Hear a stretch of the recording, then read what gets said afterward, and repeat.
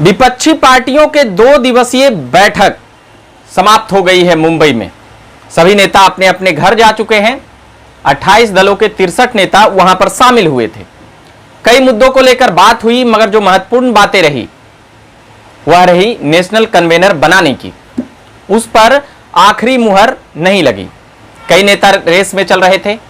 पश्चिम बंगाल की ममता बनर्जी हो या बिहार के मुख्यमंत्री नीतीश कुमार हों या फिर कांग्रेस के अध्यक्ष हों खड़गे साहब, उनकी भी बातें चल रही थी कि नेशनल कन्वेनर बनाकर तैयार किया जाएगा।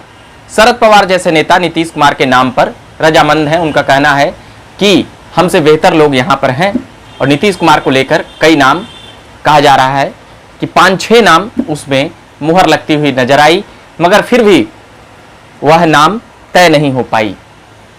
इसके पीछे एक और रीजन रहा कि कांग्रेस सबसे बड़ी दल है, तो हो सकता है कि नेशनल कन्वेनर उनका हो। मगर एक बातें और है, सीट के बंटवारे को लेकर कई चर्चाएं हुई, मगर यह कहा गया कि सितंबर के आखिर तक अब सीट बंटवारे को लेकर चर्चा होगी। कोऑर्डिनेशन कमेटी के 14 मेंबर जरूर बनाए गए हैं, मगर कई सवाल रह गए हैं और कई सवाल कह सकते हैं कि उसका हल कर पाने में काफी मशक्कत करनी पड़ सकती है, क्योंकि इसमें 28 दल हैं और कहा यह जा रहा है कि और भी छोटे छोटे दलों को जोड़कर 24 की भाजपा को हराने का जो मिशन है उसमें कामयाब हुआ जा सकता है और मोदी को रोका जा सकता है। यानी कह सकते हैं कि भाजपा से ज्यादा मोदी रोको अभियान अब इस INDIA का मकसद है। तो ये कुल मिलाकर बातें थी, मगर उसी के बीच 2 दिनों पहले यह चर्चा में आ गया 1 नेशन 1 इलेक्शन। अभी एक अलग कह सकते हैं कि चर्चा और एक अलग मंथन का विषय है। जो मुंबई में मंथन चल रहा था उस पर भाजपा कह सकते हैं कि जब नरेंद्र मोदी प्रधानमंत्री बने थे उस वक्त भी ये बातें थी, और 1 नेशन 1 इलेक्शन को लेकर जो INDIA के बैठक में शामिल थे उसमें कई लोग उस पर पहले अपनी रजामंदी कह चुके हैं। उसमें मुख्यमंत्री नीतीश कुमार भी हैं। 1 नेशन 1 इलेक्शन, नीतीश कुमार भी यह पहले कहते रहे हैं कि बार बार चुनाव होता है तो कई व्यवधान उत्पन्न होते हैं। यह बरसों पहले कहे थे, मगर हो सकता है कि अभी जब ऑपोजिशन पार्टी मीटिंग में जब सभी दल एक साथ हैं तो वह इन चीजों का विरोध कर सकते हैं। सभी नेताओं की दमदार भाषण होती है, मगर उससे पहले लालू प्रसाद यादव जब मुंबई जा रहे थे, महाराष्ट्र के लिए रवाना हो रहे थे, तो वह सीधे प्रधानमंत्री नरेंद्र मोदी की नेटी धरने की यानी कि गर्दन धरने की बात कहते हुए नजर आए थे, और उस पर चढ़ने की बात यानी कि परास्त करने की बात अगर उनके टोन में कहें तो वह सीधे तौर पर वह कह रहे थे कि इस बार नरेंद्र मोदी को हराने के लिए यह बैठक करने जा रहे हैं। मगर हर बैठक में पहली बैठक पटना में हुई थी, बता देते हैं। वहां पर भी अंदेशा था कि नेशनल कन्वेनर यानी कि जो राष्ट्रीय रूप से जो एक करेंगे, जैसे NDA हुआ करती थी, UPA हुआ करती थी, NDA के संरक्षक हुआ करते थे जॉर्ज फर्नांडिस, कभी शरद यादव जैसे नेता हुआ करते थे। मगर इस बार अभी तक 3 बैठकों में ये लोग तय नहीं कर पाए हैं। हो सकता है ऐसा कि किसी का नाम तय करें तो फिर विद्रोह हो जाए या लोग विपक्ष हो जाएं, इसलिए सभी के मन मस्तिष्क एक करके और उसके बाद फिर इन नामों को कह सकते हैं कि ऐलान किया जाए या इन नामों पर आखिरी मुहर लगाया जाए।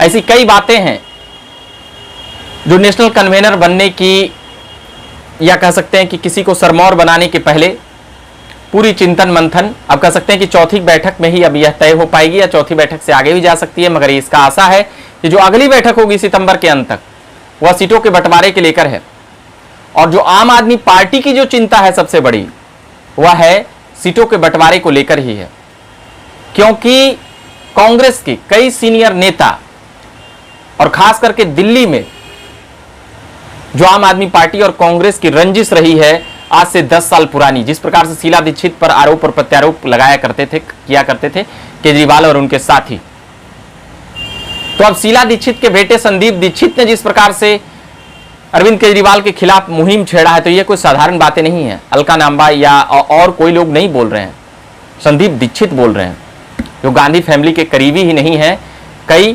कांग्रेस के फैसले के कह सकते हैं कि सूत्रधार भी रहे हैं। तो क्या आम आदमी पार्टी को लेकर जो चिंता जो जाहिर होते रहती है वह हो रही है, मगर फिर भी आम आदमी पार्टी के नेता वहां पर शामिल हुए।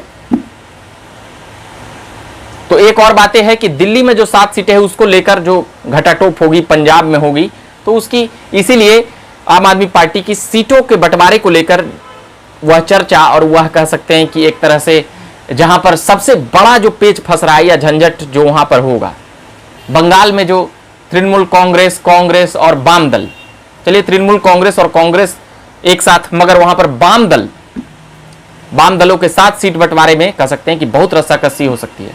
बिहार में तो पहले भी चुनाव लड़ चुके हैं साथ में कांग्रेस और आरजेडी और जदयू, तो उतनी परेशानी सीट बंटवारे में इतनी बड़ी परेशानी नहीं होने वाली, मगर फिर भी कांग्रेस के बिहार में 1 सीट है लोकसभा के, राजद के पास वो भी नहीं है, जदयू के साथ 16 हैं, अगर उनको 16 सीटें भी मिल जाए बिहार में तो वह एक बड़ी जीत कही जा सकती है।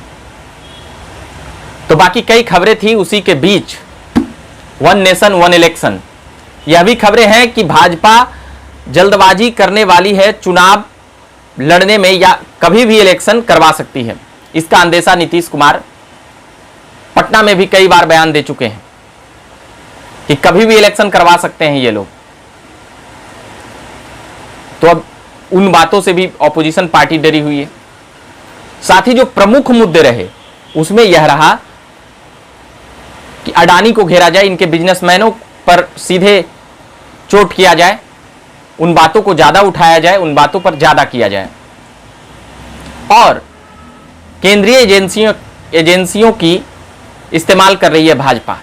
ये भी बातें मुखरता से INDIA के बैठक में इन तमाम मुद्दों पर कह सकते हैं कि उसको प्रमुखता दी है कि ये तमाम चीजें जनता में एक मैसेज दिया जाए, और प्रधानमंत्री झूठ बोलते हैं, ये भी बातें को लेकर खूब चर्चाएं हुई है। मगर विपक्ष इन तमाम चीजों को मानने से इनकार करती है। उनका कहना है कि ये लोग सत्ता के लिए एक हो रहे हैं।